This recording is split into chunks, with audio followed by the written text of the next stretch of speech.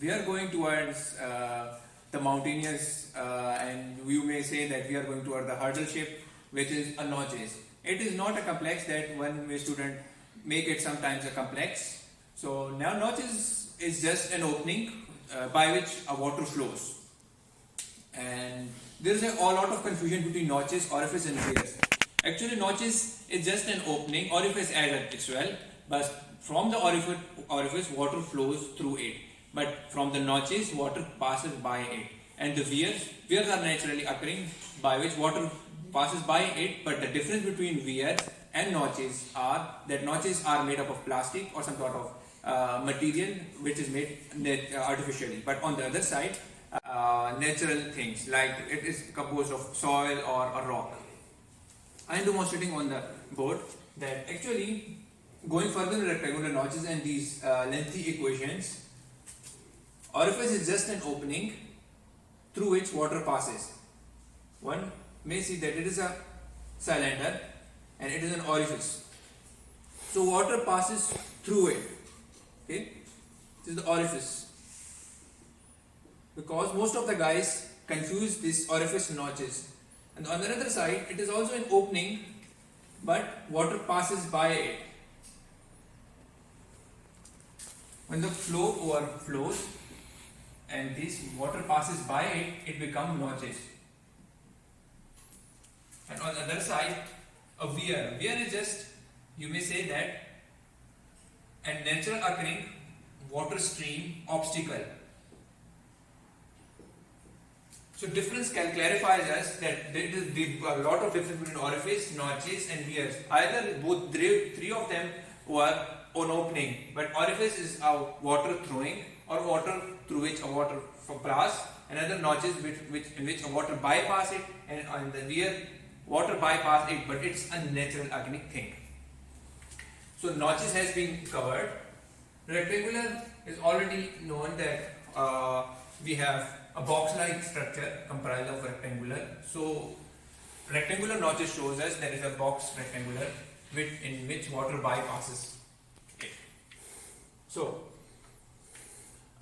before going these formulas, we have to demonstrate the discharge, and we have to demonstrate the CD, coefficient of discharge as well.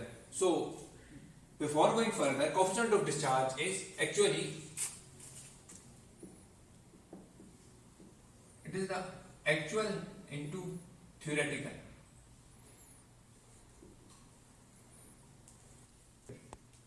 So coefficient of discharge need to be find out for rectangular notch, and coefficient of discharge is all. Our target will be CD, coefficient of discharge. Actually the apparatus driven. Okay, because the name shows, and it is a formula based. So it is a ratio of these two, actual and theoretical. So our target will be CD, coefficient of discharge. Observation before going further into practical demonstrations: area of collecting tank in cubic meter should be sought out. Another is length of the notch. Length of the notch should be taken in the field with meters, in meters. Number of end contraction. Actually there are contractions, but in our apparatus it may be not happen because contraction is just the end faces to block the mainstream apparatus. But on our rectangular notch it may not happen. So it is the end face blockage or obstacles we may have to suppose, maybe it not occurs in that. Initial hook gauge. Actually this is also important. There is a gauge reading of hook, and that apparatus known as, we will do it in open channel swimming. So in that it is a gauge reading. Gauge has been noted out. Actually H1 is a crest level reading, and crest level should be lower portion of the channel. Lower portion of the channel. So remember that H1 will be the lower portion of the channel, and it will be constant for each and every measurements. And there will also be an H2, for which we are having H is equal to H1 minus H2. Okay. Now H2 will be a nape. Now what is nape? Nape is just the overflow over the rectangular notch. For example, it is a notch. When it overflows, it becomes a nail. So rectangular notch has been sorted out by these two reciprocals, it's actual and theoretical. Now theoretical discharge will be found out by the formula, as I have already told you that theoretical will be sorted out by the formula and actual will be found out by these head differences. Then we will find out the velocity, discharge, and according to our formula. And theoretical, we have to only 2 by 3 to L. L is the length of the notch, 2G as already known, and H. H will be the difference between two heads, I have already told you. And H1 would be the crest of the channel, which will be the lower portion of the bed, and H2 will be the nape of that rectangular notch. Thank you. Now here we have a visualization tank. The dimension of the visualization tank is 2.4 meter, and we are going to find out the investigation of the rectangular notch. Here is a rectangular notch, as you have seen. It's an opening having a rectangular section. The crest level of the flow will be here. Here it will touch and we will note the H1. And if it becomes a name, it will flow out of that notch. So it will be the difference between two. Now utilization of visualization tank has many applications. We can make here from the very beginning. We have a power control, on and off switches. We can make measure discharge here. We have a control valve to control the flow. It's a surprising we can also control a slope here. It is a supplying tank, and it is a visualization tank. Now here it is just a gate for other apparatus, but here we don't have further to look for that. It's a gate and it's built up. Okay, don't worry for that. Now it is an important thing. It is a vernier caliper. It's going to find out the different heights between the flow. Okay, the vernier caliper, and the measurement has been given in centimeter. Flow visualization and tank further comprises of 150 millimeter of width and 150 millimeter of height. It is a storage tank and it's going to drain it there. So how the apparatus works? Actually, we are going to on the switch on the apparatus. Rectangular notch will be put here.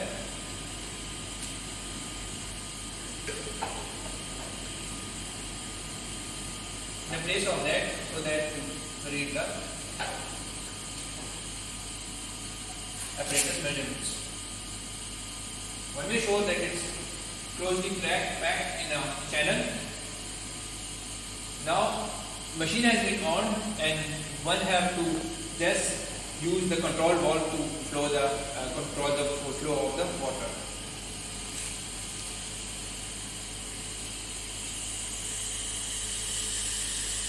I have just on the flow. Now what is that where we are going to have the measurement?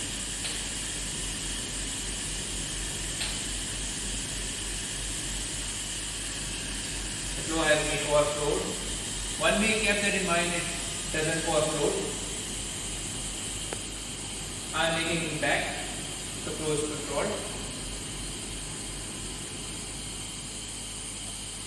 I am trying to make it back so that I can sort out the wear level reading.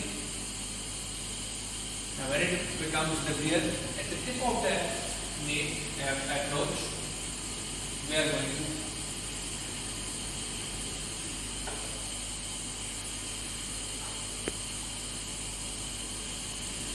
and that's it. That's it. And now it's a 0, 0. I am going to find it in centimeters. The flow has been approximately adjusted and just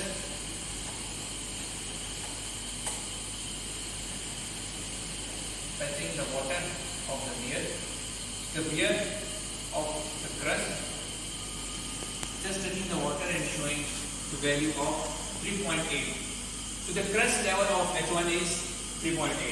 Now another we are going to increase the flow and not sort out the H2, the difference between crest of the nape and crest of the notch and nape of the notch. H image 00 corresponding is 3.8 something, and flow has been started. Must keep that in mind, it doesn't overflow. I have to again little bit increase the flow, and I am going to find the nape reading, which is about 5.3. So this is between 3.8 and 5.3 is our H. Now for actual discharge, here it comprises of automatic gauge measuring discharge. One may show that here. From here we are going to find out the actual discharge. And for theoretical discharge, we have, I also told you the formula 2 by 3 to H to 2G H over 3.2. So that's how we are going to find out the ratio of CD, which is actual discharge and theoretical discharge. That's all for today's lab. We have done for the rectangular notch. Thank you. So for calculations of observation of the rectangular notch, our target was to find the coefficient of the discharge. So for that, going from the left, we have a serial number and a gauge readings. Now we have remembered that gauge reading H1 was at the crest level and the H2 was at the nape level. Crest level was before going to the flow,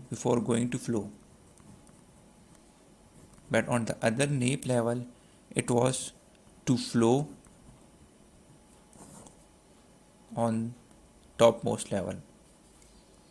So if it is a weir or it is a notch, so this will be a crest level and this will be a nape level.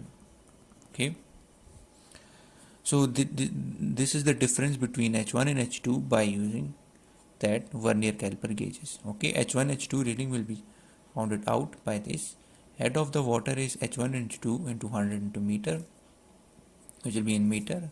Collecting time reading for the time, which is second, was stopwatch, and rise was 20 centimeter. So the actual discharge may be found out by having the area may be found out by having the dimension of the tank. R is the rise, T is the time, and 100 is to convert into meter.